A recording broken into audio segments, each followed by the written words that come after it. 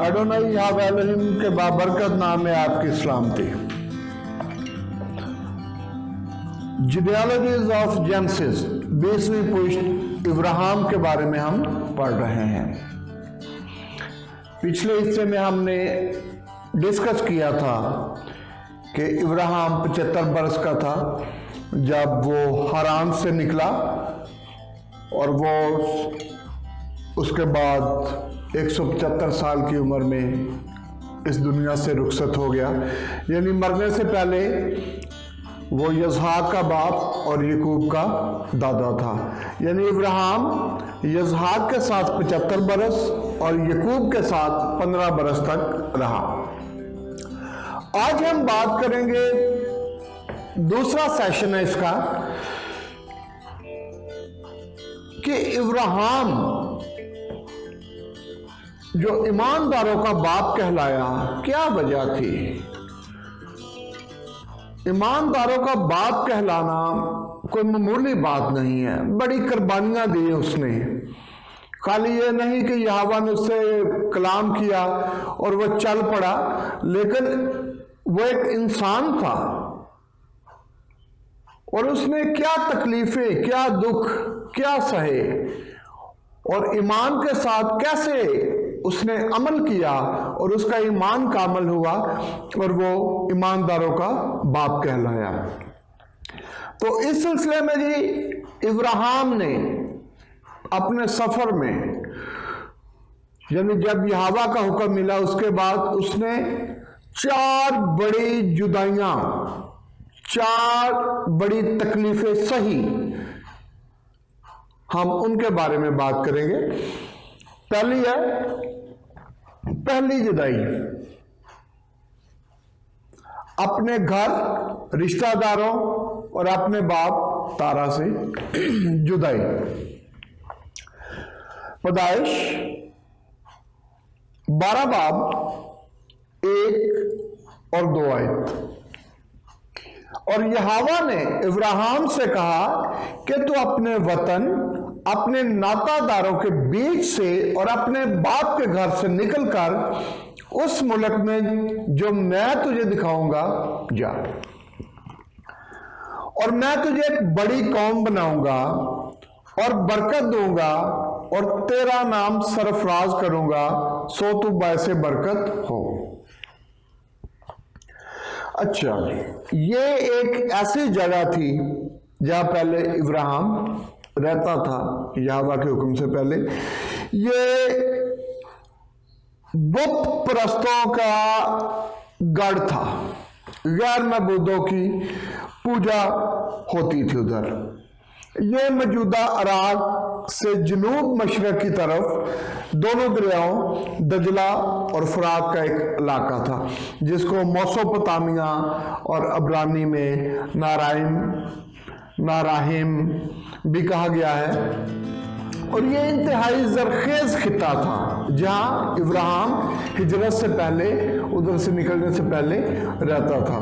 और ये कदीम तहजीब और बुत परस्ती का एक बड़ा अहम मरकज था।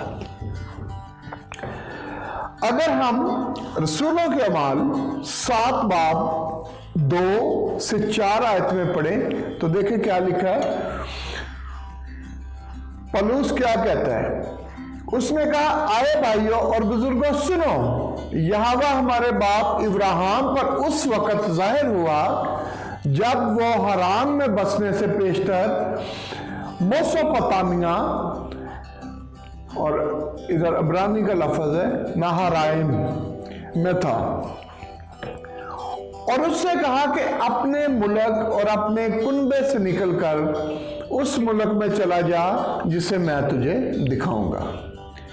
इस पर वो कसीदियम के मुल्क से निकलकर हारान में जा बसा और वहां से उसके बाप के मरने के बाद यहोवा ने उसको उस मुल्क में लाकर बसाया जिसमें तुम अब बसते हो। ये पौलुस रसूल भी कहता है।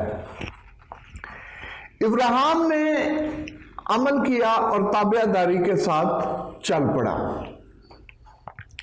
इधर 2 बातें बड़ी काबिले गौर हैं, ईमान और अमल।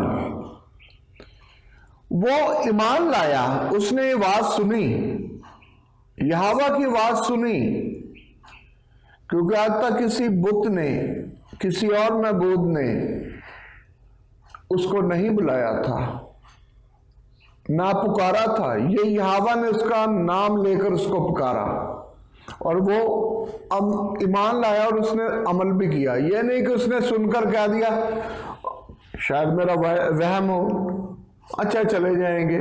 उसने अमल किया और ईमानदारों का बाप कहलाया।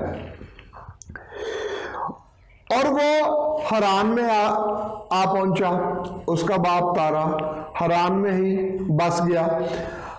हालांकि ये मुल्क जो कनान था एक आर्जी पड़ाव था, यह नहीं कि वो परमानेंट उधर हराम में रह गए।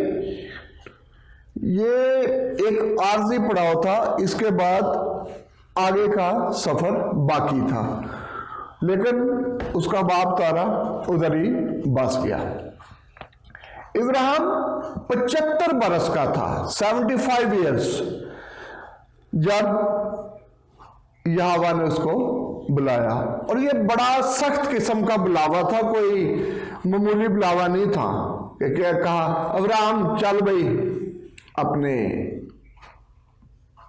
माँ बाप रिश्तेदारों ने छड़ दे चल पो। बड़ा मुश्किल बुलावा था। कैसे देखे, उसको कहा गया कि अपने बाप के घर बार को छोड़, रिश्ते नातेदारों को छोड़, और सारा कुछ छोड़ने के बाद ही वो ऐद के मुल्क में दाखिल हुआ। आप देख सकते हैं पैदाइश 12 बाब 4 और 5 आयत। सो इब्राहिम यहोवा के कहने के मुताबिक चल पड़ा और लूत उसके साथ गया। इब्राहिम 75 बरस का था जब वो हरान से रवाना हुआ। और इब्राहिम ने अपनी बीवी साराई, अपने भतीजे लूत को और जो उनकी मलकियत थी, और उन आदमियों को जो उनके हरान में मिल गए थे साथ लिया, और वो मुल्के कनान को रवाना हुए और मुल्के कनान में आए। यानी सारा कुछ छोड़ने के बाद, और जो उसके साथ थे उनको लिया। या उसने मजबूर नहीं किया होगा क्योंकि उसको बोला गया था, और जो उसके साथ अपनी खुशी से चल पड़े, ऐद के मुल्क में दाखिल हुए। ये बात बड़ी वजाहत करती है कि इब्राहिम अपने बाप के घराने को मुकम्मल तौर पर छोड़कर ही ऐद में और ऐद के मुल्क में दाखिल हुआ। हाँ, उसका बाप तारा आराम पसंद जिंदगी में खुश रहा, और वो या कह सकते हैं कि घुल मिल गया, और वो वही रास्ते में रुक गया। ये मसीहों के लिए भी, या जो यशवा हामशिख पर ईमान रखते हैं, ईमान के लिए पहला कदम। अगर आप कहते हैं ना कि ईमान के लिए पहला कदम दुनिया से जुदाई, ये बात नोट कर लें। जैसे इब्राहिम ने ईमान की तरफ कदम बढ़ाया, पहला कदम, और साथ ही क्या कुर्बानी उसने दी? दुनिया से जुदाई, यहोवा की मर्जी पर चलने के लिए दुनिया से जुदाई इख्तियार की। यानी जो आपके प्यारे हैं उनसे जुदाई, ये पहला कदम था। दूसरी जुदाई की दूसरी बात, लूत से जुदाई, अपने भतीजे से जुदाई।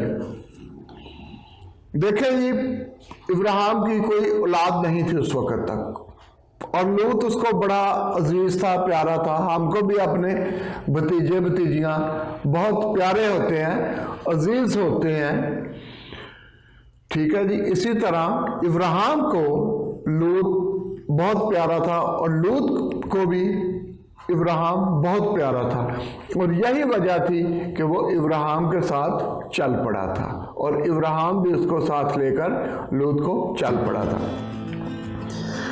पैदाइश 13 बाब 10 से 11 आयत तक अगर हम मुतालिया करें तो देखें क्या लिखा है।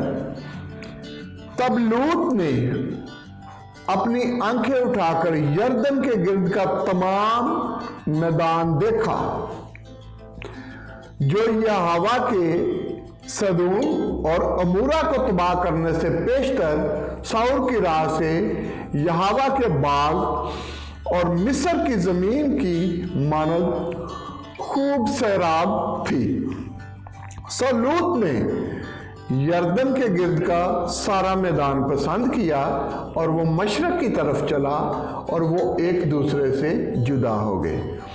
और इब्राहिम तो मुल्क कनान में रहा और लूत यरदन के शहरों में सुकूनत इख्तियार की और सदोम की तरफ अपना डेरा लगाया। एक करीबी रिश्तेदार जो सफर में साथ चला और बीच में आकर वो भी अलग हो गया, जुदा हो गया। बड़ी तकलीफदेह बात थी। बाइबल मुकद्दस की ये आयत बयान करती हैं कि लूत दुनियावी चीजों के लालच में आ गया, हालांकि वो जानता था कि इब्राहिम से यहोवा एलोहीम हम कलाम होता है और उस वादे पे और ईमान की बेस पर हम चल पड़े हैं। फिर भी जब जुदा होने लगे उसने अच्छे से अच्छा इलाका अपने लिए पसंद किया, जगह पसंद की और यानी यरदन का इलाका पसंद किया क्योंकि वो खूब सराब था, ऐसे जैसे यहोवा का बाग। यहोवा ने इब्राहिम को ऐसे शख्स से भी जुदा कर दिया जो दुनियावी ख्वाहिशात से और दुनिया से जुदा होने के बावजूद दुनिया की चीजों से लगाव रखता था। ईमान की तरफ दूसरा कदम, जो आपकी जिंदगी में लोग आपके काबिल नहीं होते, यहोवा खुद ब खुद उनको किसी ना किसी तरीके से अलग कर देता है। जो आपकी जिंदगी में वैसे तकलीफ होते हैं, अगर आपका ईमान कामल है, उनके चेहरे खुद ब खुद सामने आते हैं और यहोवा एलोहीम उनको खुद ब खुद अलग कर देता है, चाहे वो आपका कितना ही करीबी रिश्तेदार क्यों ना हो। लूत सारे सफर में इब्राहिम के साथ रहा। और से निकलने के बाद कुनान तक लूत कड़े वक्तों में यानी उसके इब्राहिम के साथ था, दोनों साथ थे। लेकिन गैर कौम की अजनबी जगह पर आकर वो बस गए। अब लूत इससे जुदा हो रहा था और ये दिल तोड़ने वाली जुदाई थी। होता है, बंदे को दुख होता है, लेकिन बंदा अगर गौर करे, इंसान गौर करे तो उसको महसूस होगा कि जो हुआ है अच्छे के लिए हुआ है। सिर्फ वो जो जुदाई के दर्द को बर्दाश्त कर सकते हैं यशवा मसीह के पैरोकार हो सकते हैं और एक कामल जिंदगी में दाखिल हो सकते हैं। आप देख सकते हैं लूका 14 बाब और 26 आयत में यशवा ने क्या कहा, अगर कोई मेरे पास आए और अपने बाप और माँ और बीवी और बच्चों और भाइयों और बहनों बल्कि अपनी जान से भी दुश्मनी ना करे तो मेरा शागिर्द नहीं हो सकता। दुश्मनी का मतलब ये नहीं है कि आप उनको मार दो या लड़ाई झगड़े हो। दुश्मनी का मतलब है कि जो चीजें आपके ईमान के बीच में, आपके यहोवा के तलकात में, आपकी जो जिंदगी है उसकी खुशी में बीच में आ रहे हैं, और हमारी खुशी किस में है? यहोवा की मर्जी पूरी करने में। जो इसमें आ रहे हैं उनको जिंदगी से कट करो, नेगेटिव लोगों को कट करो।